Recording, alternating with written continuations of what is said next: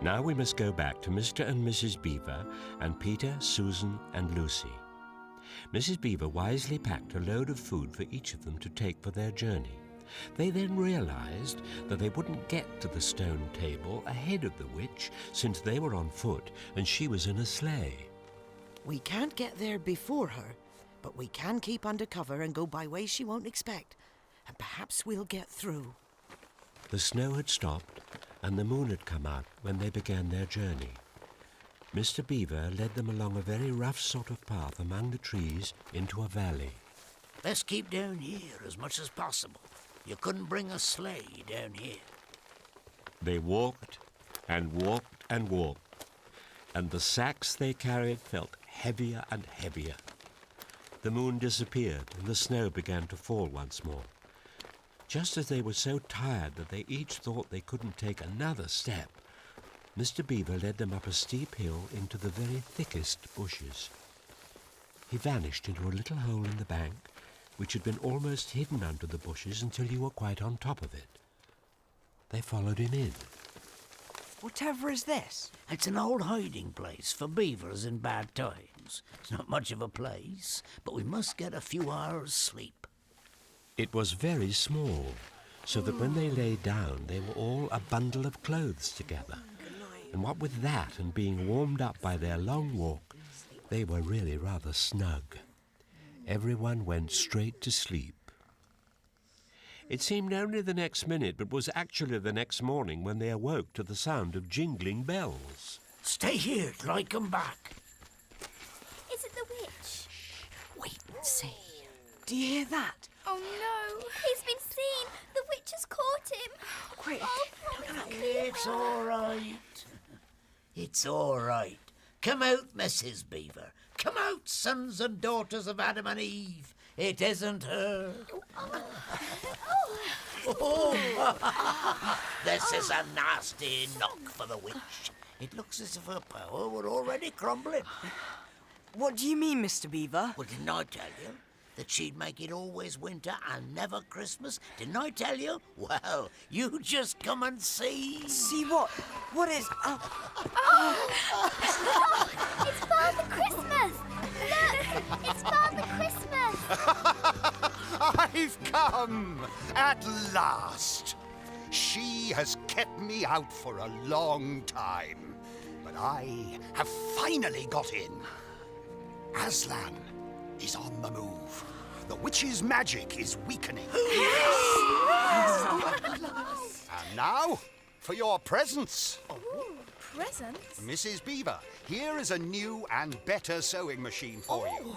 I'll drop it off at your house as I pass. Thank you. Oh, but the house is locked up. Locks and bolts make no difference to me. And as for you, Mr. Beaver, when you get home, you will find your dam finished and mended, and all the leaks stopped and a new sluice gate fitted. Oh, thank you. Thank you. Peter, Adam's son. You have a present for me? Of course. Here. They are tools, not toys.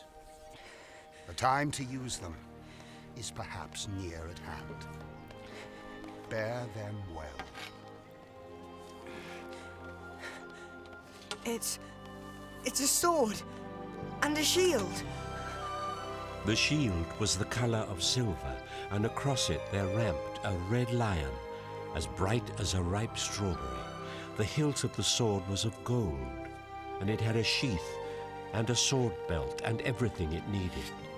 And it was just the right size and weight for Peter to use. Susan, Eve's daughter, Here, sir. here is a bow and a quiver full of arrows, and a little ivory horn. You must use the bow only in great need, for I don't mean you to fight in the battle. It does not easily miss. And when you put this horn to your lips and blow it, then wherever you are, I think help of some kind will come to you. Thank you. Lucy, Eve's daughter, Yes, sir.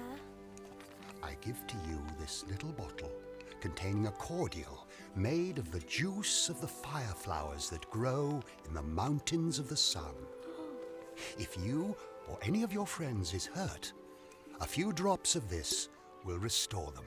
Oh, thank you. And this small dagger is to defend yourself at great need. For you also are not to be in the battle. Why, sir, I don't know, but I think I could be brave enough. That is not the point. Battles are ugly when women fight. Then he brought out a large tray containing 5 cups and saucers, a bowl of lump sugar, a jug of cream, and a great big teapot, all sizzling and piping hot. Here is something for the moment, for you all. Merry Christmas! Long live the true king! Long Christmas! Long live the true king! Merry Christmas! Long live the king! Goodbye. Goodbye! Merry Christmas. Do you see my sword, Mr. Beaver? Yeah. Isn't it magnificent? Now then, don't stand there talking till all the tea's got cold. It's just like men. Come and help carry the tray down. We'll have breakfast. What a mercy, I thought to bring the bread knife. Oh, we must be quick. It's time to be moving on now. Let's have a cup of tea first.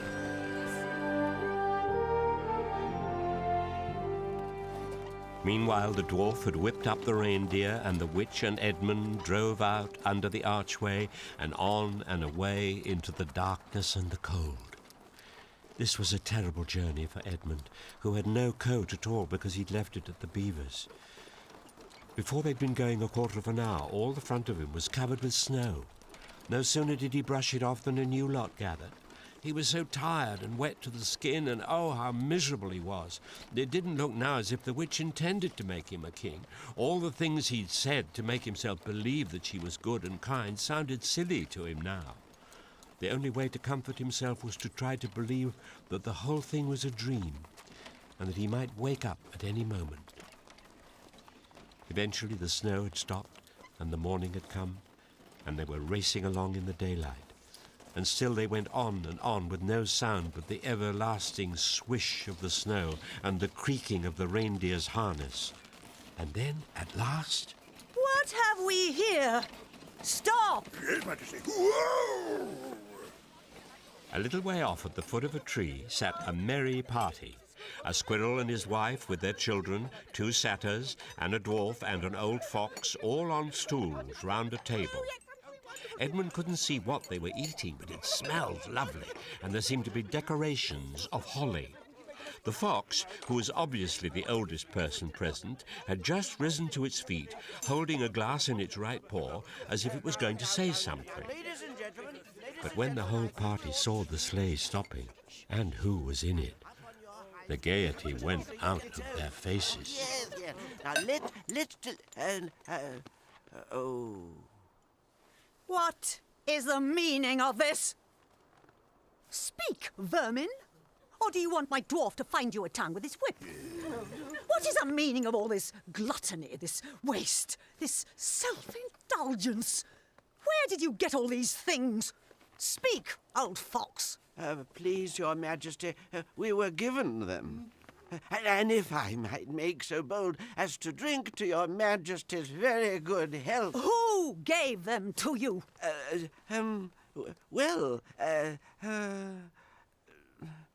Father Christmas. What? He has not been here. He cannot have been here. How dare you? But no. Say you have been lying, and you shall even now be forgiven. He has been here. He has. He has. Oh, you will pay for this. Dwarf, give me my wand. Yes, Your Majesty. Your Majesty, don't, please, don't! They were only having a party. Did you have to turn them into statues? They weren't doing anything wrong. Silence, fool! Ow! Let that teach you to ask favour for spies and traitors. Drive on! Drive on! Get up here! What's the matter? The sleigh seems to be moving less quickly. It's the snow, Your Majesty. It's wetter. It's melting. Melting? It can't be. Your reindeer are getting lazy. Drive them, I say. Drive them! However the dwarf whipped the poor reindeer, the sleigh went slower and slower. Finally, the sleigh stuck so fast that it wouldn't go on at all. When that happened, there was a moment's silence. And in that silence, Edmund heard a strange, sweet, rustling, chattering noise. It was the noise of running water. All round them, though out of sight, there were streams, roaring. Edmund's heart gave a great leap when he realized that the frost was over. And much nearer there was a drip, drip, drip from the branches of all the trees. Don't sit staring, fool. Get out and help the dwarf. Yes, Your Majesty.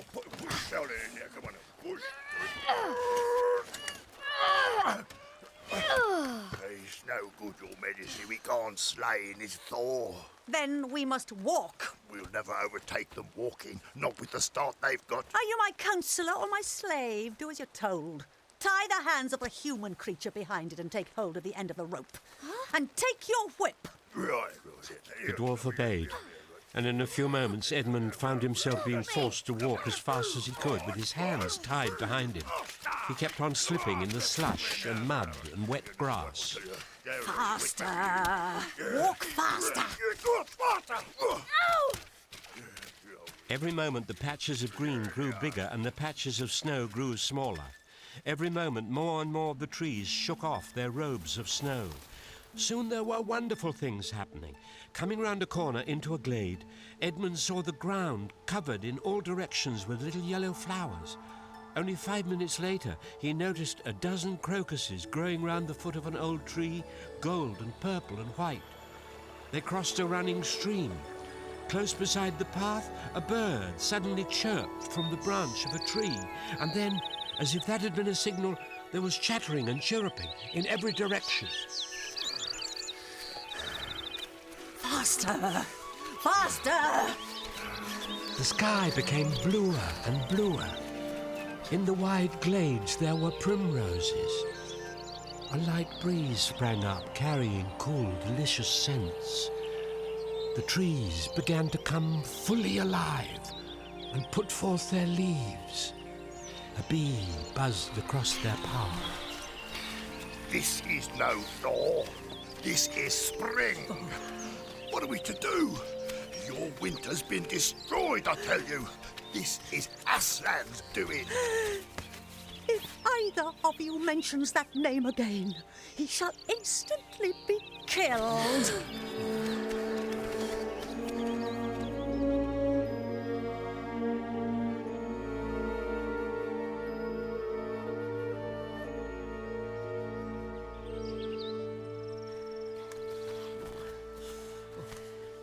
Are we almost there? I hope so. Oh, I have a blister on my heel. It's not long now, Daughters of Eve. Not long now. I say, look at those bluebells. It's spring again. It is. It's spring. Yes, something's gone wrong, badly wrong, with the witch's schemes. It is an awfully steep hill. I do hope this stone table is somewhere nearby. At the top, you'll see. And suddenly they were at the top. A green open space from which you could look down on the forest spreading as far as one could see in every direction, except right ahead. There, far to the east, was something twinkling and moving. By gum! It's the sea! And this must be the stone table. It is. Oh, I thought it would be a proper table. It looks as if someone's dropped this big slab of stone on those 4 other stones. Oh, not dropped, dearie. Placed. It looks so very old. What are these strange lines and figures cut all over it? A foreign language? Look over here. On one side of this large open place was a pavilion. And a wonderful pavilion it was, and especially now when the light of the setting sun fell upon it, with sides of what looked like yellow silk, and cords of crimson, and tent pegs of gold, and high above it, on a pole, flew a banner which bore a red rampant lion fluttering in the breeze. Wait. Listen. They all turned to see what they had come to see. Aslan stood in the center of a crowd of creatures who had grouped themselves round him in the shape of a half-moon. There were tree women called dryads, and well women who are called naiads who had stringed instruments. It was they who had made the music. There were 4 great centaurs. The horse part of them was like huge English farm horses, and the man part was like stern but beautiful giants. There was also a unicorn, and a bull with the head of a man, and a pelican and an eagle, and a great dog. And next to Aslan stood 2 leopards, one of whom carried his crown, and the other his standard.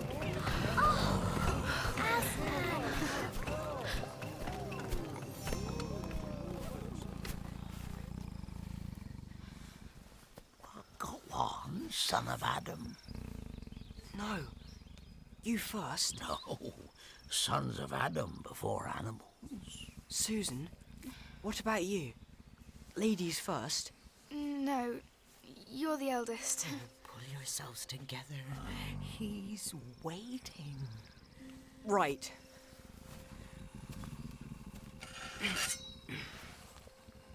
We have come, Aslan. Welcome, Peter, son of Adam.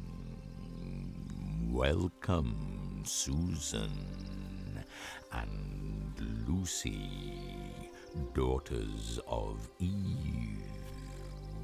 Welcome, he-beaver and she-beaver.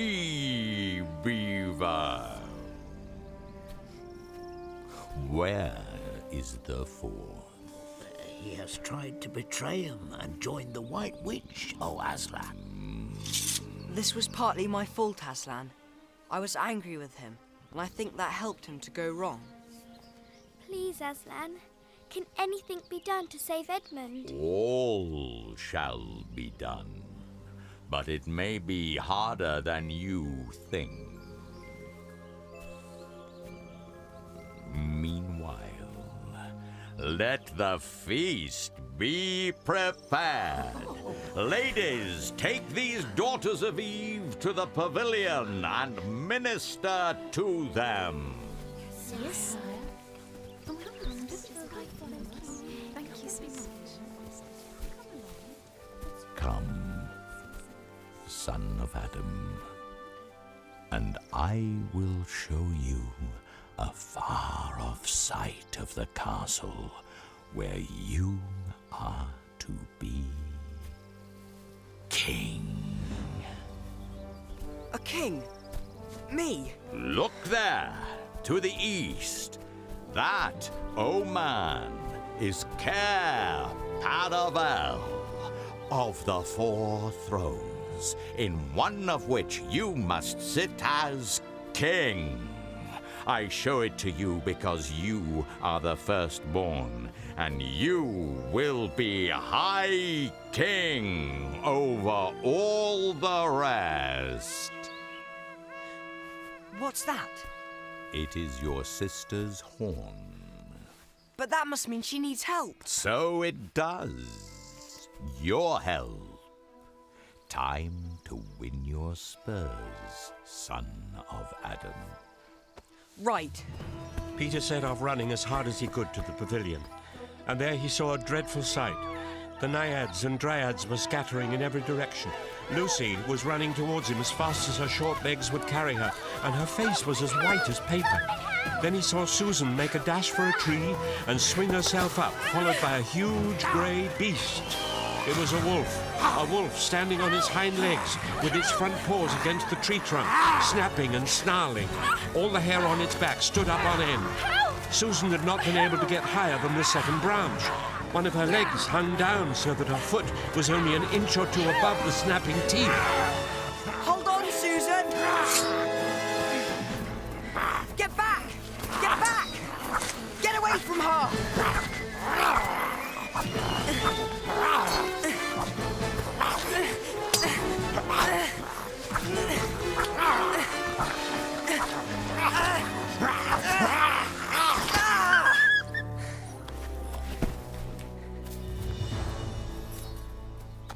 Great Scott! Oh, Peter! Peter! There. Quick! Centaurs! Eagles! I see another wolf in the thickets. There, behind you. He has just darted away. After him, all of you. He will be going to his mistress. Now is your chance to find the witch and rescue the fourth son of Adam!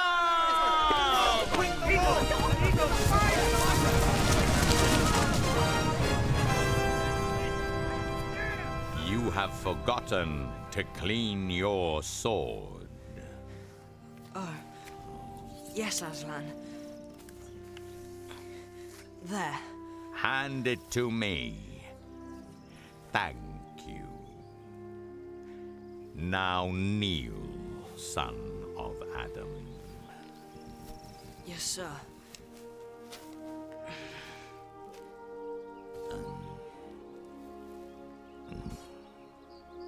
Rise up, Sir Peter Wolfsbane. And whatever happens, never forget to wipe your sword.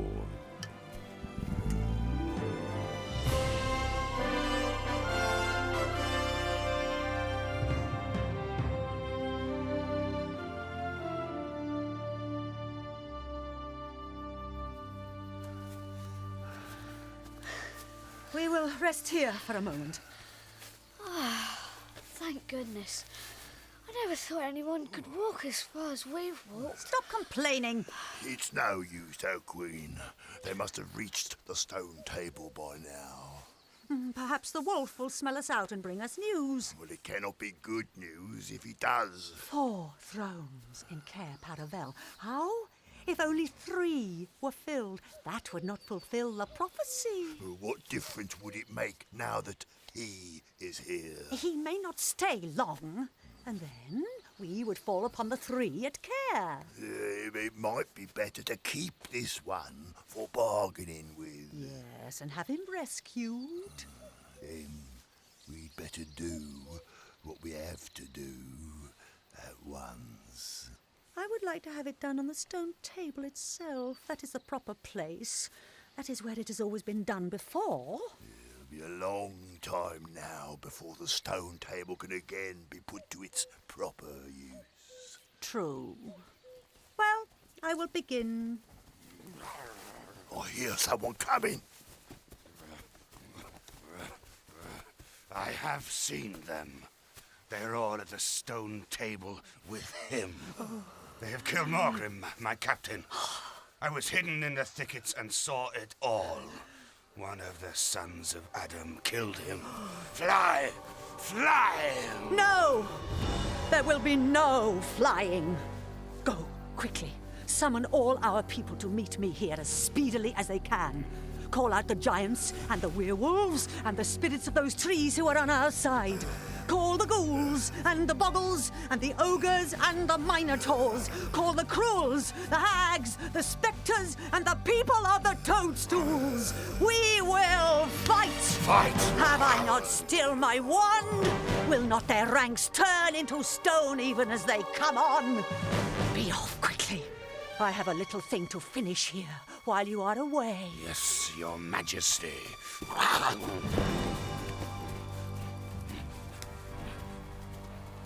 Now, we have no table. Let me see. We had better put it against the trunk of the tree. Get up here. I said get up! Against that tree. What? Why? Now be quiet. Prepare the victim while I sharpen my knife. What are you doing? Shut up.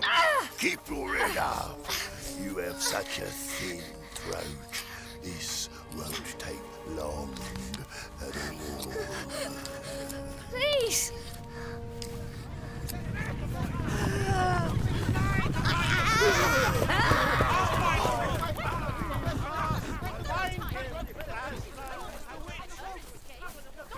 Untie him.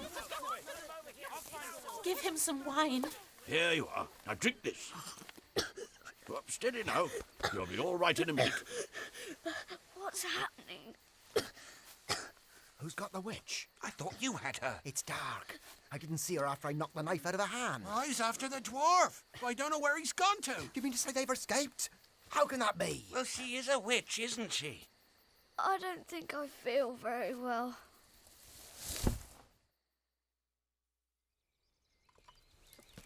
Wakey, wakey. Son of Adam, daughters of Eve. Time to wake up. I've brought you some tea. Thank you. And good morning, Susan. Yes, I'm awake.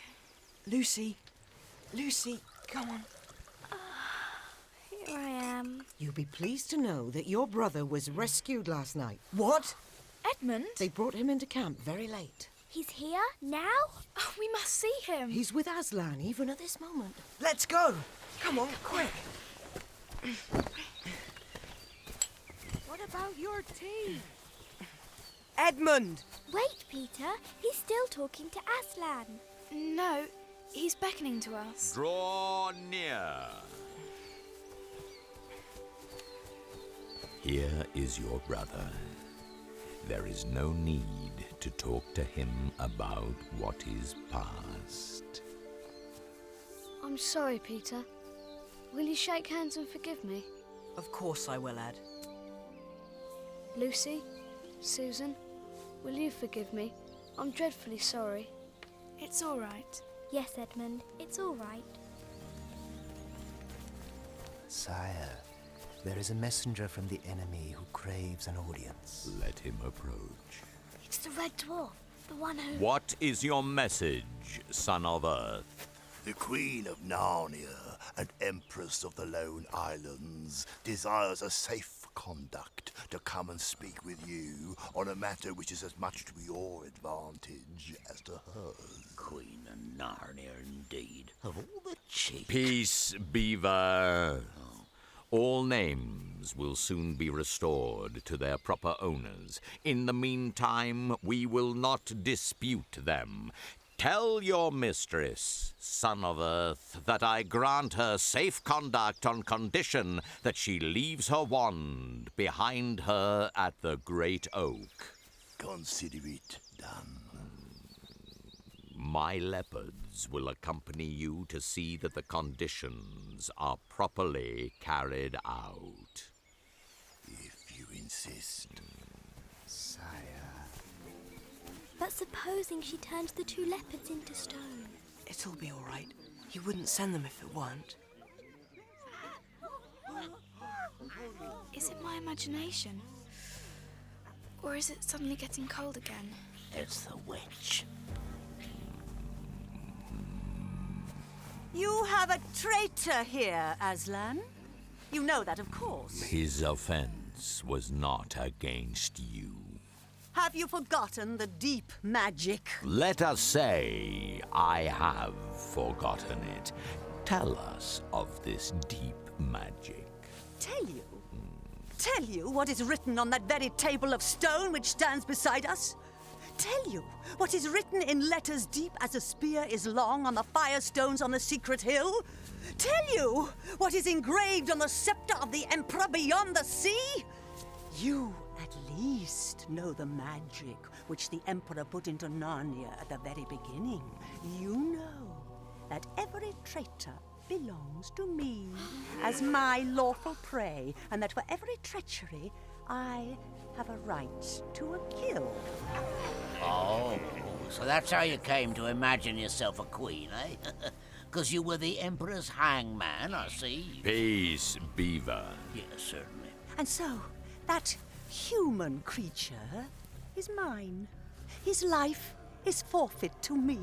His blood is my property. Come and take it, then. Fool! Do you really think your master can rob me of my rights by mere force? He knows the deep magic better than that. He knows that unless I have blood, as the law says, all Narnia will be overturned and perish in fire and water. It is very true. I do not deny it. Oh, Aslan, can't we... I mean, you won't, will you? Can't we do something about the deep magic? Isn't there something you can work against it? Work against the Emperor's magic? No. Fall back, all of you. I will talk to the witch alone. Oh, Edmund! It was a terrible time, this, waiting and wondering while the lion and the witch talked earnestly together in low voices. The beavers stood holding each other's paws with their heads bowed. The centaurs stamped uneasily with their hoofs.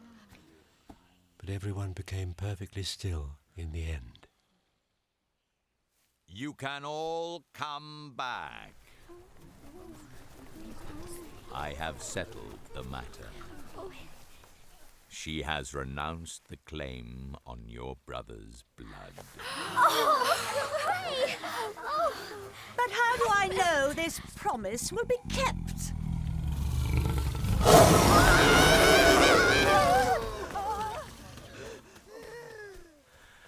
We must move from this place at once. It will be wanted for other purposes. We shall encamp tonight at the fords of Boruna. Go, prepare. Peter Wolfsbane, we must talk. Yes, Aslan. As soon as she has finished her business in these parts, the witch and her crew will almost certainly fall back to her house and prepare for a siege. You may or may not be able to cut her off and prevent her from reaching it. I have 2 plans of battle, one for fighting the witch and her people in the wood, and another for assaulting her castle. You must pay close attention to carry them out. But you will be there yourself, Aslan. I can give no promise of that.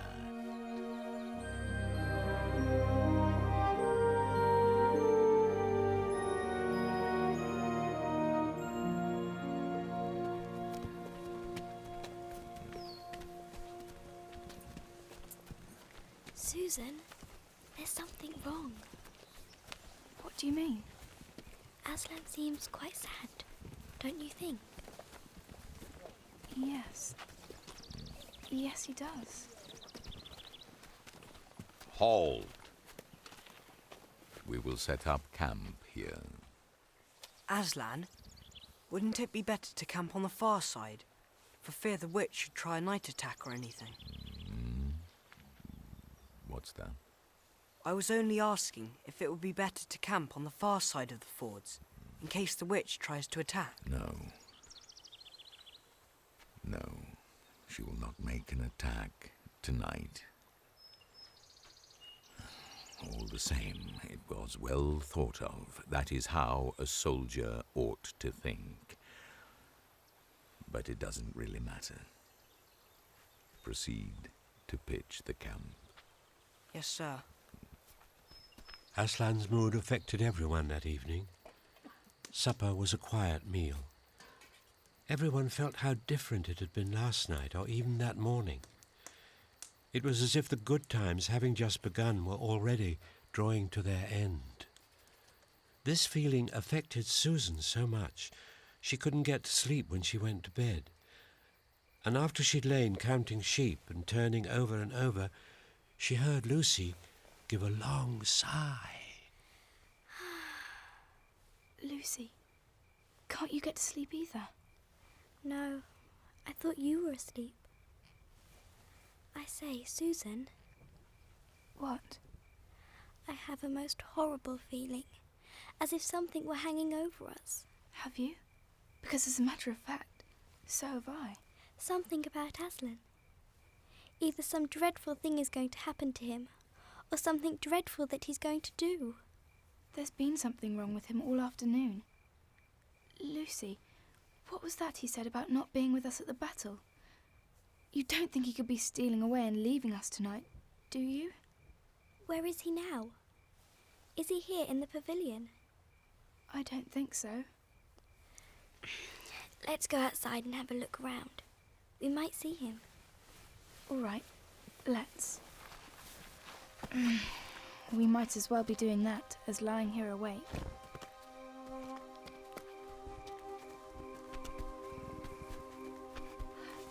Lucy, look. What? There. Aslan is walking into the wood. Where do you think he's going? I don't know. Let's follow him. On and on he led them into dark shadows and out into pale moonlight, getting their feet wet with heavy dew. He looks somehow different from before. Yes. His head and his tail are hung so low. He must be very, very tired. Wait. He stopped. I think we've been found out. Oh, children. Why are you following me? We couldn't sleep, Aslan. Please, may we come with you? Wherever you're going. Well, I should be glad of company tonight. Yes, you may come, if you will promise to stop when I tell you. And after that, leave me to go on alone. Oh, thank you. We will. We promise.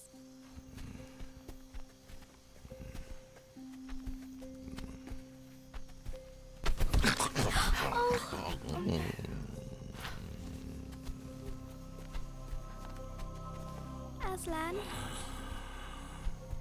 What's wrong? Can't you tell us? Are you ill? No.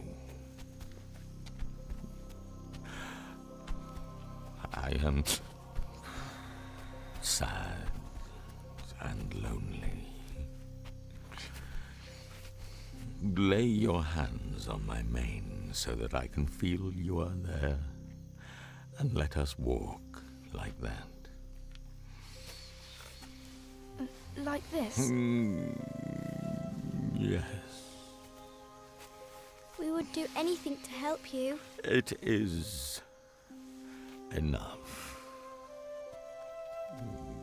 And so the girls did what they would never have dared to do without his permission, but what they'd longed to do ever since they first saw him: buried their cold hands in the beautiful sea of fur and stroked it, and so doing, walked with him.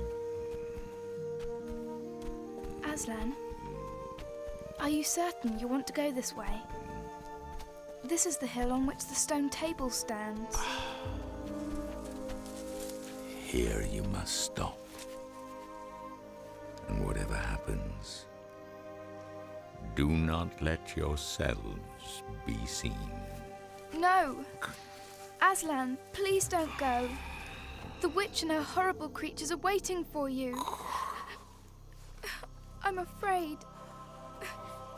Stay with us, Aslan. Don't leave us. Farewell! Oh, Susan, what are we to do? Should we run and fetch Peter? No. Aslan didn't give us permission to do that. We will wait here. Look at them, Susan. Ogres and monsters. Oh, I can't bear to watch. Here comes Aslan, Your Majesty. The lion has come.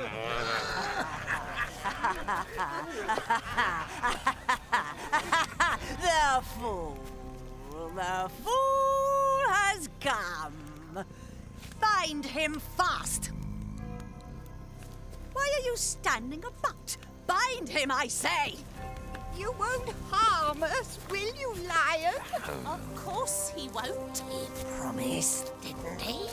Yes, he did. Knock him over on his back. Knock him over. Oh, those cords are a bit tight. We've cut into the poor thing.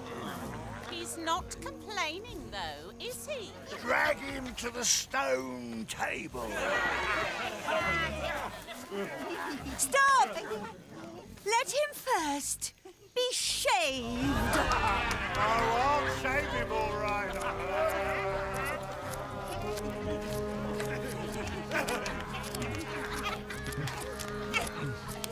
Why, he's only a great big cat, after all. Is that what we're afraid of? Poor pussy cat. Poor pussy. How many mice have you caught today, cat? Oh, how can they? The brutes! The brutes! Muzzle him! He doesn't move. What are you looking at, lion? Are you looking at me? You're not so strong now, are you? You don't mind a few kicks, do you? No, he doesn't mind at all. Look at him now. Fancies himself a king, does he? Not much of a king, if you ask me. A pretender to the throne. We know how to deal with your kind. Bring him to the stone table!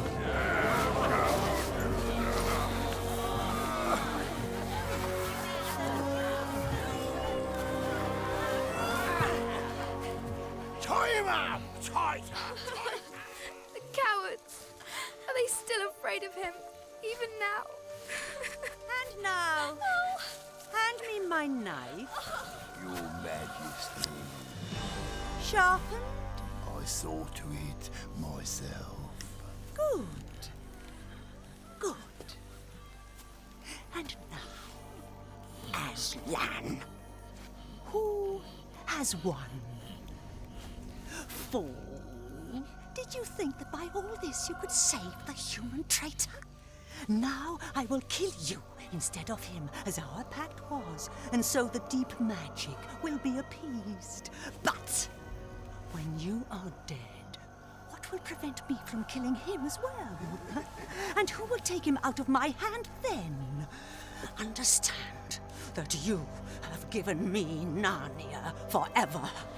You have lost your own life, and you have not saved his. In that knowledge, despair and die.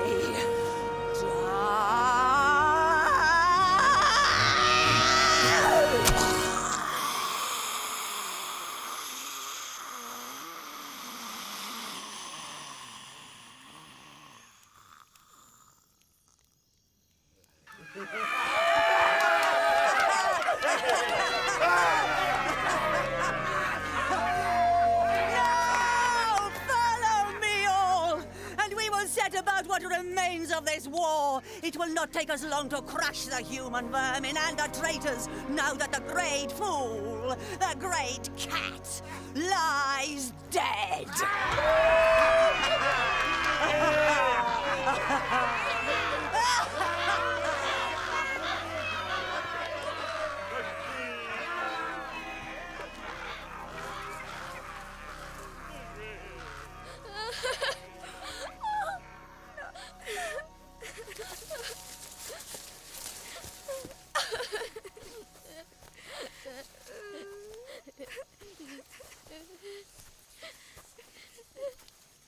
What have they done?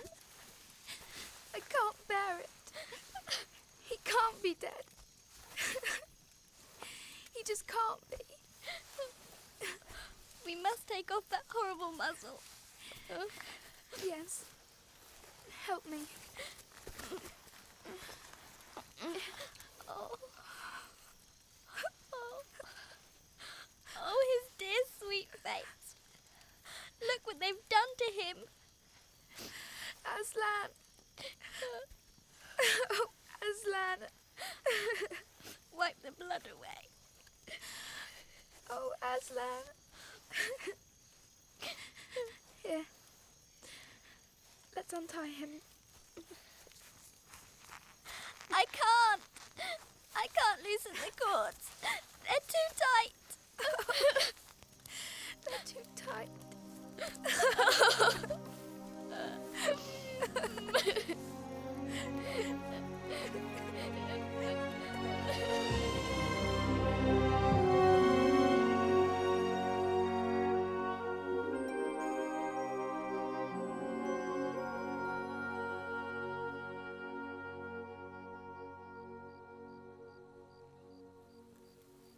Lucy?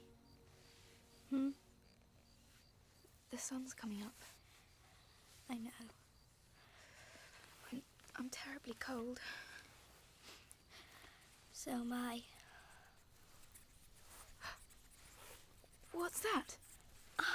Mice. Dozens of them. Oh, how beastly. They're crawling all over Aslan. Go away. Go away, you horrid little beasts. Wait, Susan. Can you see what they're doing?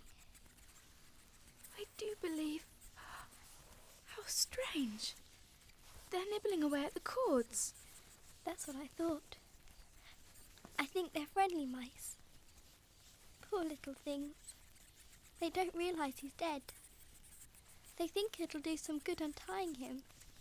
Oh, let's clear the cords away.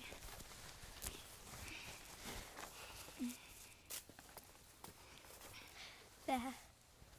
He somehow looks more like himself now. Without the cords, I mean. Yes. But I'm still so cold. Let's walk about a bit. All right. We'll walk down the hill and come back. Good idea. They walked to the eastern edge of the hill and looked down.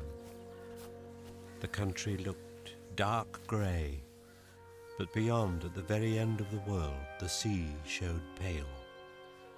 The sky began to turn red. They walked to and fro between the dead Aslan and the eastern ridge, trying to keep warm. Oh, how tired their legs felt. Then at last, as they stood for a moment looking out towards the sea and Cair Paravel, the red sky turned to gold. Very slowly on the horizon came the edge of the sun. At that moment they heard from behind them a loud noise. Oh! What was that? I'm afraid to turn around. Something awful is happening. They're doing something worse to him. Come on! Oh, quick! Oh no! Look what they've done now! The table has been broken in two. And where's Aslan? Oh, they might have left the body alone. Who's done it? What does it mean? Is it more magic? Yes. It is more magic. Aslan? Oh, Aslan! Aren't you dead then, dear Aslan? Not now. You're not a ghost. Come close to me. Feel my mane. Feel the warmth of my breath.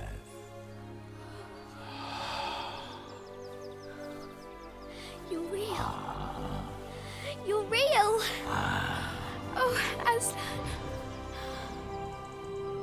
But what does it all mean? It means that though the witch knew the deep magic, there is a magic deeper still which she did not know. Her knowledge goes back only to the dawn of time. But if she could have looked a little further back into the stillness and the darkness before time dawned, she would have read there a different incantation. She would have known that when a willing victim who had committed no treachery was killed in a traitor's stead, the table would crack and death itself would start working backwards. And now... Oh, yes. Now? I can feel my strength coming back to me. Oh, children! Catch me if you can!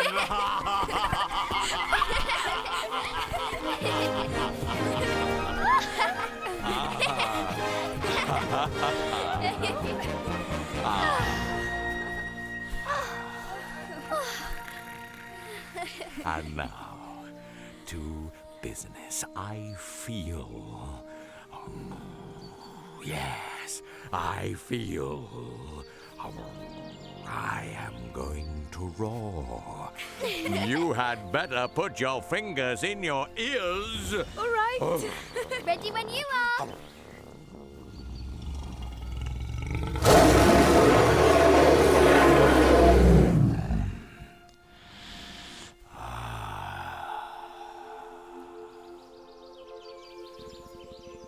Now, children, we have a long journey to go.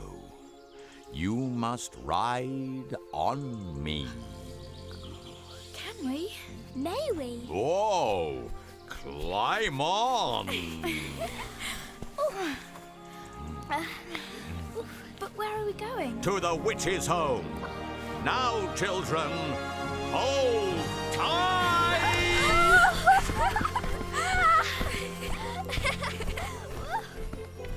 That ride was perhaps the most wonderful thing that happened to Susan and Lucy in Narnia. Aslan rushed on and on, never missing his footing, never hesitating, threading his way with perfect skill between tree trunks, jumping over bush and briar and the small streams, wading the larger, swimming the largest of all. The witch's fortress, which looked like a toy castle from where they stood, rose, frowning in front of them, as Aslan, not at all slacking his pace, rushed straight as a bullet towards it. No face looked over the battlements, and the gates were fast shut. Next moment, the whole world seemed to turn upside down, and the children felt as if they'd left their insides behind them, for the lion gathered himself together for a greater leap than any he had yet made, and jumped, or you may call it flying rather than jumping, right over the castle wall. The two girls, breathless but unhurt, found themselves tumbling off his back in the middle of a wide stone courtyard full of statues. What an extraordinary place. All those stone animals. And people too. It's like a museum. Hush. Aslan's doing something. What's he doing? He's breathing on the statues. See? He started with that stone lion. But why? Oh, Susan, look! Now, I expect you've seen someone put a lighted match to a bit of newspaper to light a fire, and for a second nothing seems to have happened. And then you notice a tiny streak of flame creeping along the edge of the newspaper. It was like that now. For a second, after Aslan had breathed upon him, the stone lion looked just the same. Then a tiny streak of gold began to run along his white marble back. Then it spread. Then the colour seemed to lick all over him, as the flame licks all over a bit of paper. Then, while his hindquarters were still obviously stone, the lion shook his mane, and all the heavy stone folds rippled into living hair. Then he opened a great red mouth, warm and living, and gave a prodigious yawn. And now his hind legs came to life. He lifted one of them and scratched himself. And then, having caught sight of Aslan, he went bounding after him. Of course, the children's eyes turned to follow the lion, But the sight they saw was so wonderful that they soon forgot about him. Everywhere, the statues were coming to life. Creatures were running after Aslan and dancing round him till he was almost hidden in the crowd. Oh, I wonder. I mean, is it safe? Safe? The giant Aslan has just breathed on.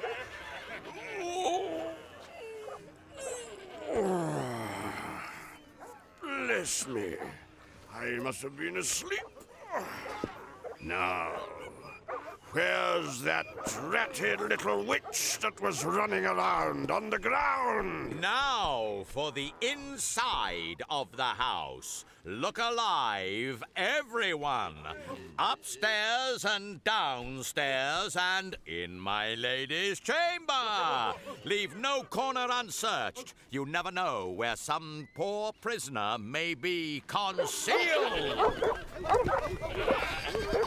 And into the interior they all rushed, and for several minutes the whole of that dark, horrible, fusty old castle echoed with the opening of windows and with everyone's voices crying out with what they'd found.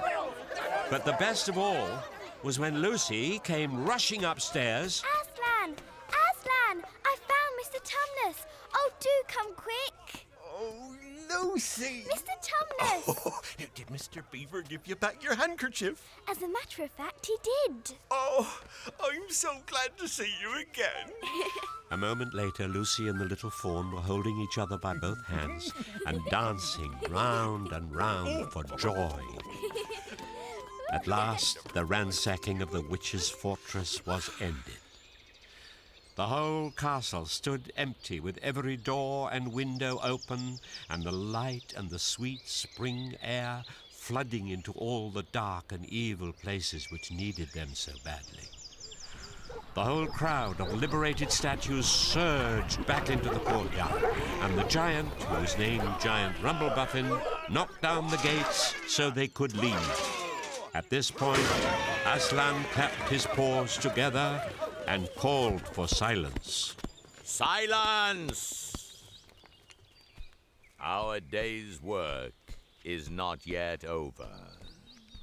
And if the witch is to be finally defeated before bedtime, we must find the battle at once. And join in, I hope, sir. Of course, Centaur. And now, those who can't keep up, that is, children, dwarves, and small animals, must ride on the backs of those who can. That is, lions, centaurs, unicorns, horses, giants, and eagles. Those who are good with their noses must come in front with us lions to smell out where the battle is. Look lively and sort yourselves! When all were ready, they set out through the gap in the castle wall. At first, the lions and dogs went nosing about in all directions. But then suddenly one great hound picked up the scent and gave bay. There was no time lost after that. Soon all the dogs and lions and wolves and other hunting animals were going at full speed, with their noses to the ground, and all the others were following as fast as they could. Faster and faster they went as the scent became easier to follow. And then, just as they came to the last curve in a narrow, winding valley, Lucy heard, above all these noises, another noise. A different one, which gave her a sick feeling inside. It was a noise of shouts and shrieks, and of the clashing of metal against metal. Then they came out of the narrow valley, and at once she saw the reason.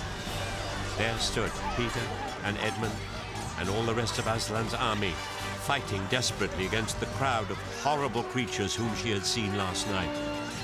Only now in the daylight they looked even stranger and more evil and more deranged.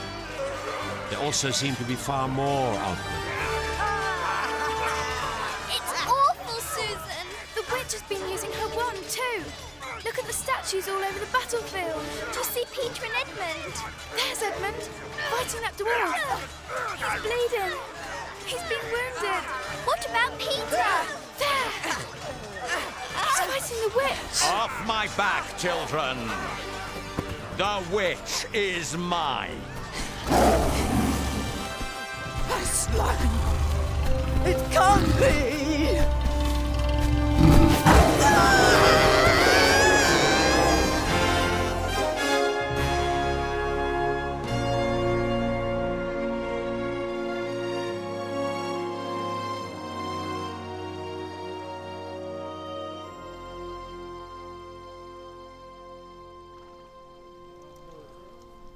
It was Edmund's doing, Aslan.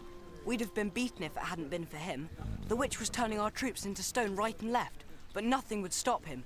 He fought his way through 3 ogres to where she was turning one of your leopards into a statue. And when he reached her, he had the sense to bring his sword smashing down on her wand, instead of trying to go for her directly. That was the mistake the rest of us were making, going for her directly and simply getting made into a statue for our pains. But once her wand was broken, we began to have some chance. He was terribly wounded. He's in here. I'm sorry, but he's to have no visitors now. Oh, it's you. How is he? Very bad. I'm afraid there isn't much hope, sire. Quick, Lucy. The cordial. The cordial? Oh, my present from Father Christmas. Here it is. Place a few drops in your brother's mouth. Yes, sir. Is that enough? There are other people wounded.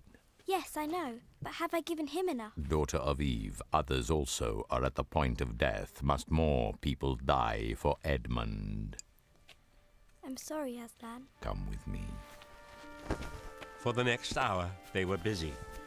Lucy attending to the wounded, while Aslan restored those who'd been turned into stone. When at last she was free to come back to Edmund, she found him standing on his feet, and not only healed of his wounds, but looking better than she'd seen him look for ages. He had become his real old self again, and could look you in the face. And there, on the field of battle, Aslan made him a knight. Arise, Sir Edmund. Does he know what Aslan did for him? No, of course not. Oughtn't he be told? Oh, surely not. It would be too awful for him. Think how you'd feel if you were he. All the same, I think he ought to know. Will the two of you be quiet? It's not every day your brother is knighted, you know. A few days later, in the great hall of Cair Paravel, that wonderful hall with the carved roof and the west wall hung with peacock's feathers, and the eastern door which looks towards the sea, in the presence of all their friends, and to the sound of trumpets, Aslan solemnly crowned them and led them to the 4 thrones. Once a king or queen in Narnia, always a king or queen. Bear it well, sons of Adam. Bear it well, daughters of Eve.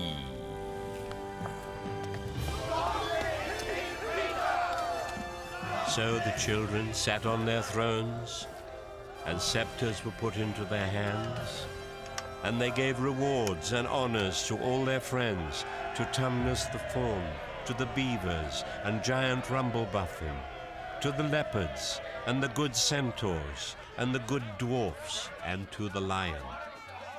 And that night there was a great feast in Cair Paravel, and revelry and dancing, and gold flashed and wine flowed.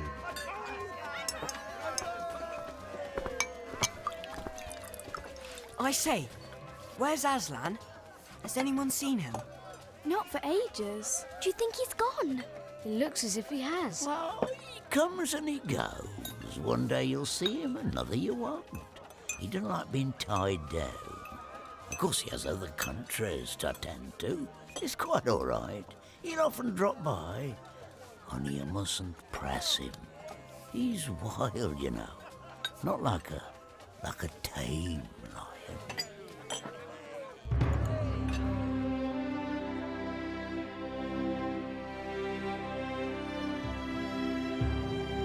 And now, as you see, this story is nearly at an end. These two kings and queens governed Narnia well, and long and happy was their reign. They sought out and destroyed the remnants of the White Witch's army. They made good laws and kept the peace.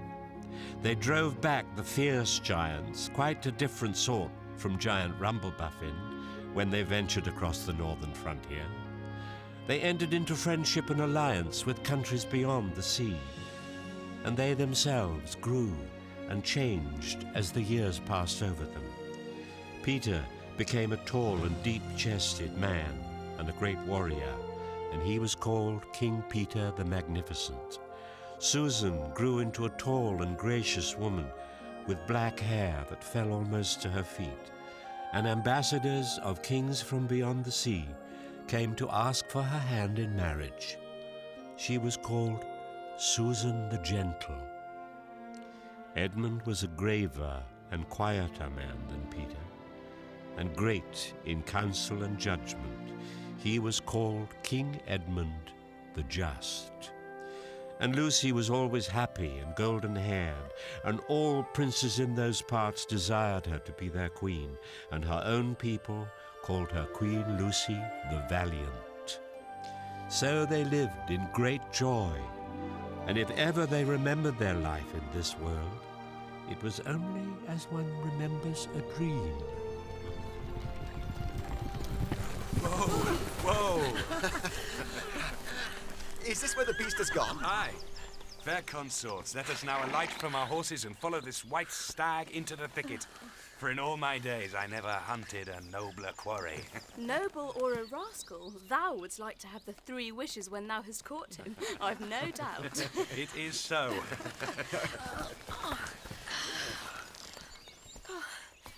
Fair friends, here is a great marvel, for I seem to see a tree of iron. Madam, if you look well upon it, you shall see it is a pillar of iron with a lantern set on the top thereof. By the lion's mane, a strange device. To set a lantern here where the trees cluster so thick about it, and so high above it, that if it were lit, it should give light to no man. Sir, by likelihood, when this post and this lamp was set here, there were smaller trees in the place, or fewer, or none. For this is a young wood, and the iron post is old. I know not how it is, but this lamp on the post worketh upon me strangely.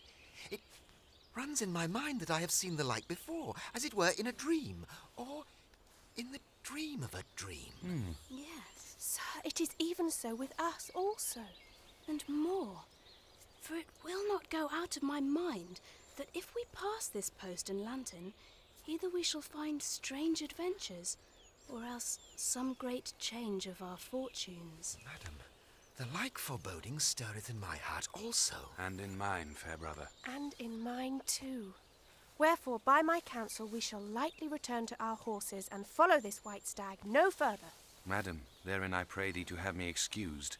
For never since we 4 were kings and queens in Narnia have we set our hands to any high matter, as battles, quests, feats of arms, acts of justice and the like, and then given over. But always, what we have taken in hand, the same we have achieved. Sister, my royal brother speaks rightly. And it seems to me we should be shamed if for any fearing or foreboding we turned back from following so noble a beast as now we have in chase. And so say I. And I have such desire to find the signification of this thing, that I would not by my goodwill turn back for the richest jewel in all Narnia and all the islands. Then in the name of Aslan, if ye will all have it so, let us go on and take the adventure that shall fall to us. Allow me to lead on.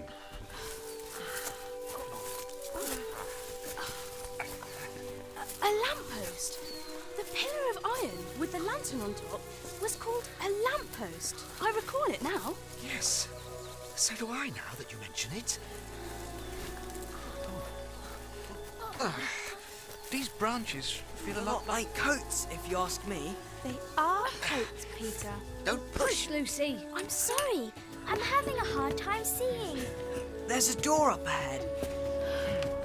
Is it? It must be. It's the wardrobe door. We're back. We're back.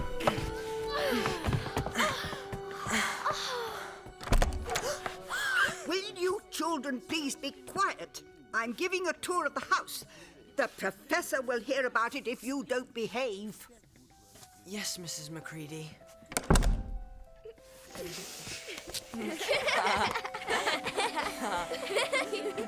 And that would have been the very end of the story if it hadn't been that they felt they really must explain to the Professor why 4 of the coats out of his wardrobe were missing.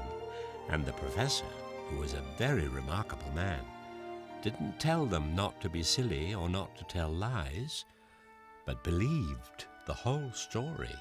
No, I don't think it will be any good trying to go back through the wardrobe door to get the coats. You won't get into Narnia again by that route. Indeed, don't try to get there at all. It'll happen when you're not looking for it. Keep your eyes open. And that is the very end of the adventure in the wardrobe. But it was only the beginning of the adventures in Narnia.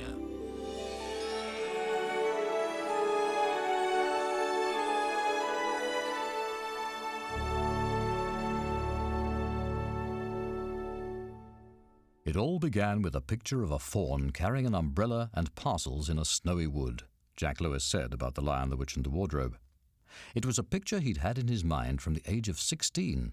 Then, when he was 40, he decided to make a story out of it. He confessed that at first he wasn't sure where the story would go, but then suddenly, Aslan came bounding in. Jack was never sure why. He said that at the time he'd been dreaming about lions a lot for some reason. Whatever the reason, and wherever the inspiration came from, the world was happily treated to the 7 Chronicles of Narnia as a result. I hope you've enjoyed this dramatic retelling, and I invite you to join us again for more stories from this wonderful series. I'm Doug Gresham. The Lion, the Witch and the Wardrobe by C.S. Lewis was dramatized and directed by Paul McCusker. Sound design was by Mark Drury. Our producer was Dave Arnold. Music was composed and orchestrated by John Campbell. Our cast included Paul Schofield as the storyteller, David Suchet as Aslan, Elizabeth Council as the White Witch, Freddie Finlay as Peter, Catherine Suchet as Susan, Matthew White as Edmund, and Elizabeth Eaton as Lucy. Our cast also included the multi-voice talents of Timothy Bateson, Robert Benfield, Nick Burnell, Sally Ann Burnett, Katie Glassborough, Peter Goodright, Dilys Hamlet, Polly March, Peter Morton, Audrey Palmer, Philip Sherlock, David Simeon, Frank Topping, and John Woodnut. Focus on the Family Radio Theatre is a production of Focus on the Family. Thank you for listening.